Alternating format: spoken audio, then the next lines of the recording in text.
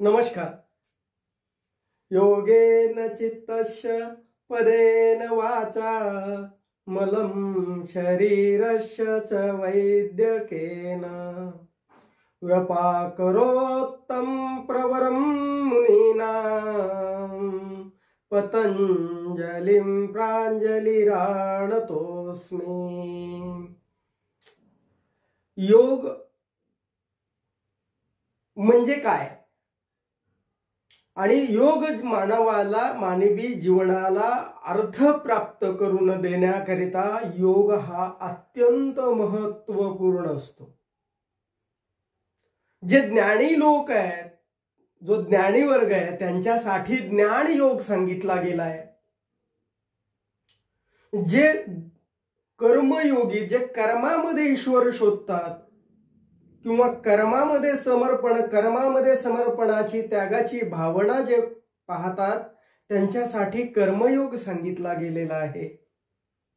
आणि त्याही पेक्षा ज्यांना भक्ती योग सांगितला गेला की कुणाला ज्ञानयोग येणार नाही, कुणाला कर्मयोग जमणार नाही, त्यांच्यासाठी मग काय, तर त्यांच्यासाठी भक्ती योग सांगितलाय की नामस्मरण जरी केलं नसतं तर ते समर्पणाची भावना परमेश्वरा पांडुरंगाच्या म्हणजे ईश्वर प्रणिधान ज्याच्यामध्ये बघितलं जातं ते भक्ती योग. आणि क्रियायोग आणि त्याचा मार्ग आणखी एक मार्ग आहे तो जो मार्ग धर्म जात पंथ याच्या विरहित सगळ्यांना करता येण्यासारखा आहे. म्हणजे तो केवळ एका धर्मासाठी, एका पंथासाठी किंवा एका वर्णासाठी असा नाही आहे. तो म्हणजे राजयोग. आजपासून आपण राजयोगाच्या संदर्भामध्ये ज्याला पतंजलीची योगसूत्र हा त्याचा मूलभूत असा आणि प्रमाणित असा ग्रंथ म्हणजे पतंजलीची योगसूत्रे. पतंजलींनी योगसूत्रे सूत्रबद्ध केली, योगशास्त्र सूत्रबद्ध केलं आणि त्याला दर्शनशास्त्राचं स्वरूप प्राप्त करून दिलेलं आहे. षडदर्शनाची 6 दर्शनं सांगितली जातात. त्या 6 दर्शनामध्ये योग दर्शन हे अत्यंत महत्वपूर्ण असं दर्शन आहे आणि त्यालाच आपण राजयोग असं म्हणतो.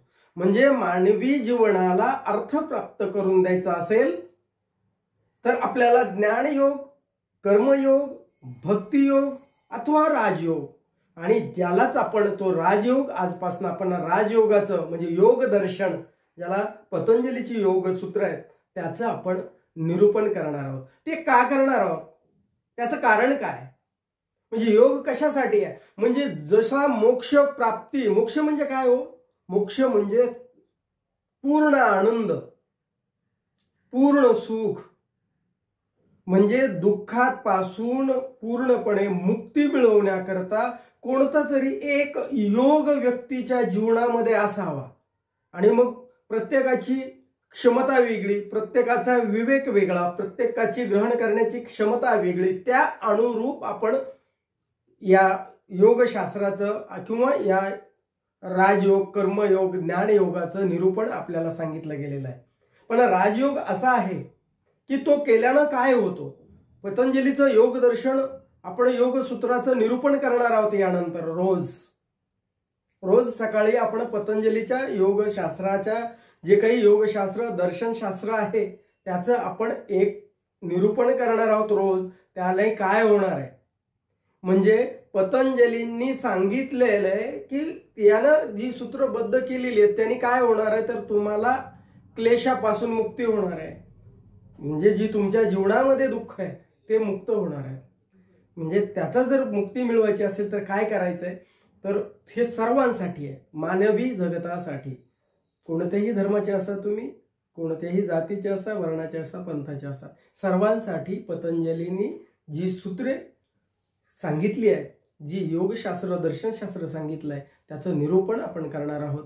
म्हणजे काय होणार आहे, योगेन चित्तस्य, योगामुळे काय होतं हे सांगितलं गेलंय. तर योगामुळे चित्ताची शुद्धी होते. म्हणजे जी अशुद्धी आहे चित्ताची, ती अशुद्धी दूर करण्यासाठी योग दर्शन अत्यंत महत्वाचं आहे. पदेन वाचा म्हणजे व्याकरण शास्त्र आहे, पद आहे. पदाचं उच्चारण केलं तर वाणीमधली अशुद्धी, रोज तुम्ही मंत्रपठण किंवा स्वाध्याय केला, स्वाध्याय करणे याचा अर्थ असतो की मंत्रपठण करणे, जर तो रोज तुम्ही जर केला तर त्यातनं तुम्हाला वाणीची शुद्धी होत असते. म्हणजे योगाने चित्ताची शुद्धी होते, पदाने वाणीची शुद्धी होते. मलम शरीरश्च वैद्यकेन. आणि जर शरीरामध्ये जे मल आहेत, म्हणजे वात पित्त कफ हे दोष आहेत, या दोषांना त्यांचा समतोल करणे किंवा अतिरिक्त झालेल्या जे काही मल साचलेले शरीरामध्ये ते बाहेर काढायचे असतील तर त्याच्यासाठी वैद्यक शास्त्र सांगितलंय. आणि ते वैद्यक शास्त्र कसं मल बाहेर काढतं तर ते पंचकर्माच्या माध्यमातून, म्हणजे त्याच्यामध्ये बस्ती कर्म असेल वातावरची चिकित्सा, विरेचन असेल पित्तावरची चिकित्सा, तुमचं रक्तमोक्षण असेल पित्तावरची चिकित्सा. म्हणजे जर तुम्हाला रक्तमोक्षण, वमन, कफावरची चिकित्सा आहे, म्हणजे हे पंचकर्म जे सांगितलेत ना, तर हे वैद्यक शास्त्राच्या माध्यमातून शारीरिक मल दूर करतात.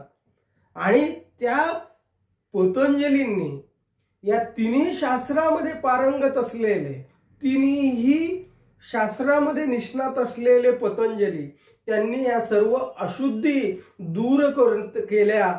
मानवी जीवनाला जो काही त्यांनी जेवढी अमूल्य अशी देणगी दिली त्या तिन्ही क्षेत्रामध्ये दिली.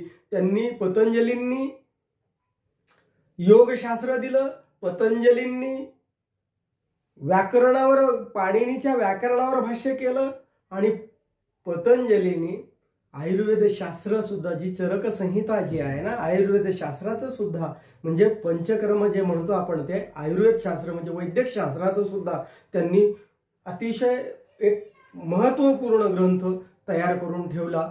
आणि त्या पतंजलीला आमचे नमन असो, माझे वंदन असो.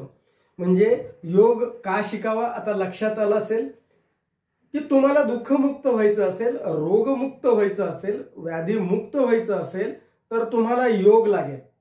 योग कशासाठी लागेल म्हणजे आरोग्य काय असतं तुमचं, आरोग्याचा वरती आपण एक स्वतंत्र असं व्याख्यान म्हणजे एक व्हिडिओ तयार करणार आहोत आरोग्यावरती. म्हणजे पण तत्पूर्वी एक प्रासंगिक एक आलं म्हणून की शारीरिक, मानसिक आणि सामाजिकरित्या जे स्वस्थ असतो त्याला स्वास्थ्य म्हणतो आपण. म्हणजे व निरोगी कोणाला म्हणावं, निरोगी त्यालाच म्हणावं जो मनानं स्वस्थ आहे, जो शरीरानं स्वस्थ आहे आणि जो सामाजिक संबंधामध्ये सुद्धा स्वस्थ आहे. म्हणजे समाजामध्ये गेला तर लोक त्याला असं टाळत नाहीत, ते सामाजिक आरोग्य असतं. किंवा तो शरीरामध्ये त्याला कोणताही व्याधी रोग नाही, ते शारीरिक आरोग्य असतं. आणि मानसिक आरोग्य म्हणजे त्याला मानसिक क्लेश, मनामध्ये जे विचार असतात ते सुद्धा त्याला त्रास देत नाहीत. म्हणजे शारीरिक, मानसिक, सामाजिक असं सर्व अंगानं. आणि आपलं जो काही चॅनल आहे आपला, यामध्ये आपण अध्यात्म, आयुर्वेद आणि योगशास्त्र या तिन्हींचा संगम आपण या चॅनलच्या माध्यमातून आपण साधलेला आहे. आणि आपण मग यामध्ये आयुर्वेद शास्त्राचं निरूपण असेल, अध्यात्माचं असेल आणि योगशास्त्राचं असेल. आता आपण हा आपला पहिला व्हिडिओ आहे, तर यामध्ये आपण पतंजलीचं जी इतिहास आहे पतंजलीचा, पतंजलीच्या संदर्भामध्ये आपण थोडीशी माहिती जाणून घेऊया. तर ती म्हणजे गोनर्द देशाची, गोनर्द देश आहे. गोनर्द देशामध्ये एक गोणिका नावाची एक निपुत्रिक महिला असते आणि ती महिला सूर्याला आर्धे देत असते. झालेलं असं असतं की विष्णू अर्धे झोपेमध्ये असे झोपलेले असतात आणि शिवानं तांडव चालू केलेलं असतं. आणि ते तांडव चालू केल्यामुळं शिवाच्या त्या विष्णूच्या डोळ्याने ते तांडव दिसतं विष्णूला आणि विष्णूंचा आकार वाढू लागतो आणि विष्णू शेषावर बसलेले असतात असं सांगितलं जातं. मग आकार वाढू लागला, ते वजन वाढू लागलं, शेषाला सहन होईना. मग आता शेषाला सहन होईना म्हणून ते फुतकारू लागले. मग लक्ष्मीने जागं केलं विष्णूला आणि ते म्हणाले, अरे तुम्ही बघा ना शेष काय म्हणतोय. म्हणजे मग ते तांडव जे काही शेष आहे नाग ते म्हणाले, देवा मला तांडव पाहायचंय. म्हणजे तांडव पाहायचं असेल शिवाचं तर मग काय करावं लागेल, तर विष्णूंनी सांगितलं की तुला मनुष्य जन्म घ्यावा लागेल. आणि मग तो मनुष्य जन्म घ्यायचा आहे. तर मग तो मनुष्य जन्म घेतला गेला, तो शेषाने मनुष्य जन्म घेतला गेला असं सांगितलं. कसा घेतला गेला, मग मनुष्य जन्म घेण्यासाठी ज्यावेळेस ती निपुत्री महिला गोणिका सूर्याला अर्धे देत असते आणि अर्धे देत असताना सूक्ष्म रूपामध्ये पतंजली खाली पडले, ओंजळीतनं खाली पडले म्हणून पतंजली हे नाव धारण केलेलं आहे. आणि तेच त्यांनी पुत्र म्हणून त्या महिलेनं त्यांचा स्वीकार केलेला आहे. ही आख्यायिका आहे, एक सांगत असताना ही पौराणिक आख्यायिका आहे. पण ते सांगत असताना या आख्यायिकेमध्ये ती सत्य असत्य यामध्ये न जाता एक गोष्ट लक्षात ठेवा. ती गोष्ट म्हणजे काय की देवाला सुद्धा तांडवाचा पूर्ण अर्थ किंवा शिव म्हणजे जीवनाचा, सत्य सुंदर आहे, जीव सुंदर आहे, मानवी जीवन किती अमूल्य आहे आणि त्यानं काय प्राप्ती होते, ती देवाला दुर्लभ असलेला मानवी जन्माचं महत्व आहे. म्हणजे शेषाला मानवी जन्म घ्यावा लागलाय त्यावेळेस त्याला योगशास्त्र कळतंय, त्याला म्हणजे शिवाचं तांडव कळतंय, दिसतंय. ते अनुभवायचंय कशासाठी, दुःखमुक्तीसाठी, कशासाठी क्लेशमुक्ती, कशासाठी रोगमुक्ती. मग शारीरिक मानसिक सामाजिक स्वास्थ्य पाहिजे असेल तर अध्यात्माशिवाय मानसिक स्वास्थ्य नाही, आयुर्वेदाशिवाय शारीरिक म्हणजे स्वास्थ्य नाही. आणि योगशास्त्र दोन्हीचा सुंदर संगम म्हणजे या सर्वांचा मिलन. आणि मग पतंजली तक्षशिला विद्यापीठामध्ये त्यांनी ज्ञानग्रहण केलं. चिदंबरम इथे त्यांनी तपश्चर्या केली आणि त्या तपश्चर्येनंतर शिवानी त्यांना तांडव दाखवलं. म्हणजे ते पतंजली. आणि मग त्या पतंजलीने आपल्याला काय काय दिलं, संस्कृत भाषेचं पाणिनींनी जी अष्टाध्यायी लिहिली संस्कृतची, त्या पाणिनीच्या व्याकरणावरती महाभाष्य पतंजली मुनींनी केलेलं आहे.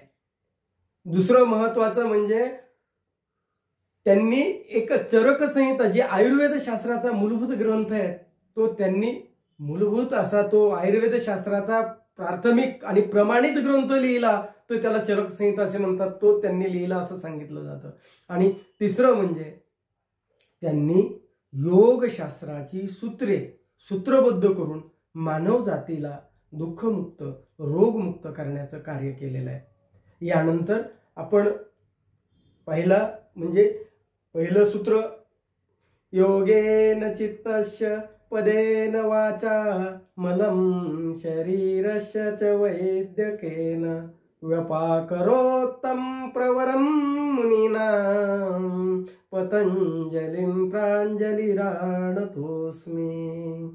आपण या पहिल्या पाठामध्ये आपण आता यानंतर किती पाठ आहेत, किती पाद आहेत, त्यांची नावं किती, आपण विषयामध्ये एक पतंजली व योगशास्त्राच्या संदर्भात आपल्याला माहिती असावी याच्यासाठी हा व्हिडिओ होता. आवडला असेल आणि आमचा प्रयत्न सर्वांना रोगमुक्त करण्याचा आहे, मानसिक क्लेशमुक्त करण्याचा आहे. जे मानसिक रोगी आहेत, जे शारीरिक रोगी आहेत आणि समाजामध्ये ज्यांना त्यांच्या बुद्धिमत्तेनुसार विवेकानुसार त्यांना त्यांचं स्थान त्यांची उंची गाठता येत नाही, त्यांच्यासाठी सुद्धा. कारण आत्मविश्वास उंचावणारा आहे, मानसिक स्वास्थ्य देणारा आहे आणि शारीरिक व्याधीमुक्त करणारा आमचा हा प्रयत्न आहे अष्टांग योग. आणि या चॅनलच्या माध्यमातून आम्ही जनकल्याणाला रोगमुक्ती करण्याकरता आमचा हा प्रयत्न आहे. त्यामुळे आपण आमच्या चॅनलला सबस्क्राईब करून आम्हाला मदत कराल आणि एक चांगलं कार्य आपल्या हातून घडेल एवढी अपेक्षा ठेवतो. धन्यवाद.